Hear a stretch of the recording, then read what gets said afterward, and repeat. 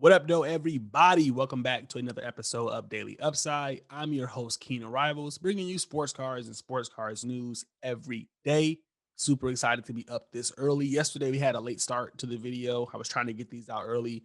Yesterday, that didn't work out. It didn't come out to about 1 o'clock. But today, you should be hearing this on your way to work, or at least, while you're drinking your coffee. Today is going to be a relatively short episode. There wasn't a lot going on. Bringing news every day. Sometimes we have really hot days, and sometimes we have cold days. And yesterday was definitely a cold day. Not too much happens on a Tuesday. Just want to give everybody a friendly reminder about the High Upside Show's membership. I just changed the name. Let me know what you guys think of it. But I want to call it the Upside Squad. I know it may not sound the coolest. I know we're like 30, but I think it sounds dope. Let me know what you guys think. But yeah, if you guys want to join the Upside Squad, definitely check out my Substack. Right now, I'm running a 30% promotion on the annually subscription as well as the monthly subscription. That's going to end this week. So if you want to jump in, if you want to get these plays, definitely check it out. It's less than a cup of coffee per week. On top of that, Wednesday's always a good day to join because that's when we drop these sports cards pick of the week. Last week's pick has already pretty much 2x. So definitely want to see what this pick will do. I think it's going to have the same effect. So yeah, definitely jump in to join that. That's going to drop sometime this evening. So I want you guys to all be a part of it.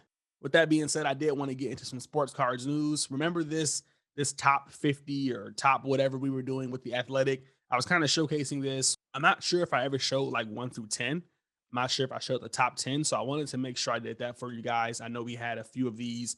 As always, the Athletic does deep analysis on every player. We're not going to get into that analysis, just kind of show you the chart here. And, I'm sure a few of you guys could have guessed who these players are, but it's always fun to kind of see them in a list. So at number 1, we got Luka Doncic. At 2, we have Jason Tatum. At 3, we have Zion Williamson. Number 4 kind of shocked me. For those who aren't looking on YouTube, it was Bam Adebayo. And 5, Donovan Mitchell. 6 was Shea Gilgeous-Alexander, who I was shocked was ahead of Trae Young. So number 7 was Trae Young. 8, LaMelo Ball. 9, Ja Morant. And 10, De'Aaron Fox. Now that I'm looking at this list, I don't think I showed the top 20. So, if you're looking on YouTube, you can kind of see that as well. I won't go through them all. Some of the standouts here, is Michael Porter Jr. at 17, John Collins at 18. We got DeAndre Hunter at 13, Mikal Bridges at 15, and OG Anunoby at 13. So, some of those are kind of shocking to me. I wouldn't put OG Anunoby ahead of Michael Porter Jr. I definitely wouldn't put DeAndre Hunter above those guys. But when you start factoring in defense and things of that nature, I guess it makes sense. Mikal Bridges, I mean, I really don't get. He's a great offensive player. He's in a perfect system for his game. I don't know if I would have Mikal Bridges over a lot of these guys. Yeah, that's Shea Gilgeous-Alexander at number 6, kind of being ahead of Trae Young, LaMelo Ball, and Ja Morant. I thought that was interesting. So let me know what you guys think about Shea Gilgeous-Alexander kind of being the first like point guard on the list. I know a few of you guys are really high on SGA in the Discord. So, shout out to those who picked up some of his cards. Moving on, I saw this article on The Athletic as well, and it was talking about the slam dunk contest. I kind of had this hunch early on that maybe buying some top shot moments of slam dunk participants or, contestants could really, push their value up. And then once I saw like the list of the dunk contestants, I was just like, why is it 3 people? So Anthony Simons, Cassius Stanley, and Obi Toppin will be doing the dunk contest. And if any of you just had questions like me, the reason there's only 3 participants is because, well, it's going to be during halftime. With that being said, this is probably going to be the worst dunk contest of all time. I don't think it's going to push any value to anybody. Maybe Obi Toppin if he comes out and does something crazy, but I mean, I just don't know how athletic these guys are. I know they got some springs, and I know Anthony Simons can throw it down. I know Obi Toppin can as well. I just don't know how creative they are. Zach LaVine and Aaron Gordon they've spoiled us, and if it's not on that level, I'm not really that interested. This is the least talked about All-Star weekend that I can think of. I didn't even know it was this weekend. So, we'll see what happens. But yeah, those are the dunk contest participants. That's why there's only 3 of them. And hopefully the halftime show goes well. What else do we have here? The Athletic did a post about the Utah Jazz as well, saying the Utah Jazz is bringing the best out of their opponents, and they're pretty much the team to beat. So it looks like Donovan Mitchell starting to get some press here. I figured this is going to happen. Now that we're getting into the second half of the season, we're going to start seeing like the COVID news kind of die down. We're going to start seeing like the NBA trade news kind of dying down, and we're going to get into who are the MVPs, who are the best teams, who are the championship contenders, who's the rookie of the year. We're going to start having real basketball dialogue. And that's why I've been saying that I think modern cards are going to start pushing up around this time. And if you've been paying close attention to the market, you can kind of already see that. This is still an impromptu thing here. So, like, if we go to Donovan Mitchell on card ladder, we can probably see that there's going to be an uptick in his. Yep, there it is. So we can probably see there's going to be an uptick in his value. I didn't look at this earlier. Within the last 2 weeks, the card has grown 3%. Within the last month, the card has grown 88%. So, like, there's still some real value in modern cards. So don't sleep on those. I mean, this was a $300 card. We talked about, last month. We talked about this card all the time on the newsletter, in the Discord, morning bins, and now we kind of see it pushing towards $600. Donovan Mitchell is finally getting his respect, and I think this is going to happen for a lot of other players. I'm sure if I go to Zach LaVine, he's doing the exact same thing. He's probably going to be up even higher. And, we're going to start seeing some of these modern cards push out. So, Zach LaVine's up 76%. These, if you look at the last 2 weeks, he's probably up nothing because none have sold. So if not that many Zach Levines out there, but yeah, I think modern cards are going to start pushing up, and it's going to be these type of articles and this type of media that we see. We're going to start seeing ESPN talk about this. We're going to start seeing everybody's going to be talking about who's going to win, and these cards are going to push up. The downfall, if the Lakers don't play well, they won't get a lot of good press, and that's going to benefit a lot of investors. A lot of that money that we saw going to LeBron took away from the entire market. Now we're starting to see people flip their vintage cards. We're starting to see people flip their LeBron cards, and that money is not going to go into the bank, or it's just going to flow into other cards. So super excited about that. I know a lot of you had got some good positions. A lot of you got some cards for cheap, and I think that's going to start paying off. With that being said, if you guys want to keep track of your modern cards, if you kind of want to see what's hot, what's not, definitely check out Card Ladder. I have a link in the description below. If you sign up for the platform, it helps the channel. So I greatly appreciate that. And it's going to just give you a lot of value. You get this ladder, it's going to tell you what's hot, what's not. You can kind of organize it by, whatever way you want. Links down in the description. And again, that helps the channel. Moving on to some sports cards news. Didn't really see too much that stood out to me this or today, for example. However, I did notice that Luka's select has finally passed that $1,000 threshold. I've been kind of watching it myself, and I was saying, like, it just couldn't get there. I always see it hit like 949, and then it would drop back down to 900. And now we can see that a few have passed that $1,000. It was kind of flaky right here, so I didn't say too much. And then it went back down to 950, and now it's at $1,092, and we just saw one in for $1,150 yesterday. So what does this mean for the select? I mean, well, it's closing in on the prism. We're starting to see that gap fill up. The prism's gone up too, though. So don't sleep on that prism.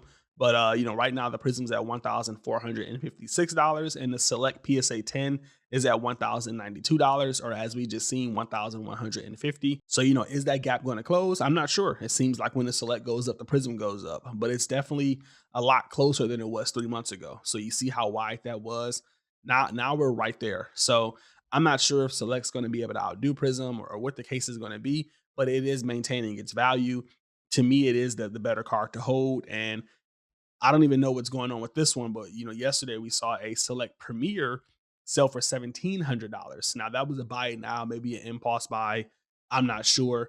The premier should be touted as a better card. It's kind of like that tier two, or in the pristine days that would be noted as an uncommon. So we've seen that sell for too much. I don't think that's going to continue to happen, but I think select's just kind of gaining value.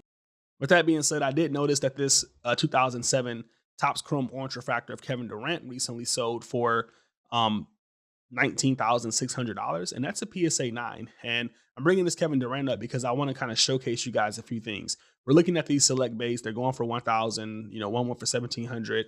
We got the Prism here going for 1,400. Everyone's looking at these base cards, but no one's noticing how high this Kevin Durant went. $19,000 for a PSA 9 Kevin Durant. For those who don't know about the orange refractors, this is serial number to 199. So super limited card. And it got me thinking, like, yeah, these are great value. These are great cards to own. The select version of this Luka is pretty limited, but why aren't we looking at the colored parallels of these players? Now, obviously the colored parallels are going to be a lot more expensive, but here's a great example. That Prism PSA 10 of Luka was going for 1,500. Well, you can get the Prism Red PSA 9 for 4,750, or you can get the Select Red for $1,728. Better value, in my opinion. And we recently saw a optic PSA 9 of Luka Red, so for $2,575. So these cards are more expensive, but they're much better value, in my opinion, because they're going to maintain their value based on being serial numbered. You don't have to worry about, high pop reports or anything of that nature. And, if we look at this Kevin Durant number to 199, we can see that over time, these are probably going to be the cards that can appreciate versus, those base cards not doing too well. Now, with that being said, Kevin Durant's Topps Chrome is like $11,000 or $12,000 right now, so it's kind of hard to see which one's going to provide value. But unlike modern cards, there's not 15,000 Kevin Durant's. So I think it's best as an investor. For me personally, I'm kind of ditching the base card for modern. I'm just not interested in them anymore, and I'm really looking at these colored parallels. Select's my favorite. I think it's the best value on the market right now. But I can see why Prism could be a popular, asset as well. My theory is that with these colored prisms, it doesn't have to be Luka. It could be whoever you're looking at. People are going to start buying the card and not the grade, especially with grading being so high. I imagine that people are buying this card. They want the Kevin Durant with only 199, in the world. The grade matters. Obviously, the higher the grade, the better, the higher the price. But it's not like, so you don't have to get a 10. With the Prism base, you kind of have to get a 10. There's like 15, how many is there? There's 16,000 Prism PSA 10s of Luka Doncic. You have to get the 10. You can't get the 9. There's 16,000 10s. So, I think these colored prisms are going to be a much better value, whether it's Select or Optic or Prism itself. So start looking at your favorite player. Start seeing if he has some 9s on the market. If you can afford a colored parallel of a 10, go for that as well, depending on who you're investing in. But I think this is going to be the play for me. So as you kind of watch this channel, you'll start seeing me charting a lot more of these. I just think it's the best value on the market right now. Getting a Luka Select Red Prism for $1,728 versus buying his, Select Premier for $1,700. Complete no-brainer. So yeah, let me know what you guys think about that. Again, kind of a short episode today. So just wanted to kind of bring you some value with these parallels. I'll do my best to find some parallel cards, put them in morning bins. I think, Jason Tatum's a good option right now. If you can get a parallel of Donovan Mitchell, that's probably going to be a good value in the short term. So I'll try to find those for you guys this morning, put it in morning bins and get those plays over to you. With that being said, if you haven't already, definitely check me out on Twitter. I need you guys to follow me, shoot me a DM, let me know you're from the channel, and I'll give you a follow back. Love this engagement right now. I want to see if I can find that poll about me playing 2K online to see what you guys think. So yeah, 69% of you said yes. So yeah, I'll probably start streaming on 2K. Maybe I'll do it on a Sunday. Maybe every week on Sunday, we can do a live Q&A. Let me know how that sounds, where I play some 2K. Maybe I'll play some of you, beat you guys, demolish you, because I'm great at 2K. But yeah, 69% of you want that, so we definitely will make that happen. Also, shoot me a follow on Instagram. I'm going to be posting some plays there. And don't forget, today, the sport card pick of the week does drop. So if you haven't signed up for the Upside Squad, see how good that sounds? Definitely go do so. The link is in the description. That's it for this one, guys.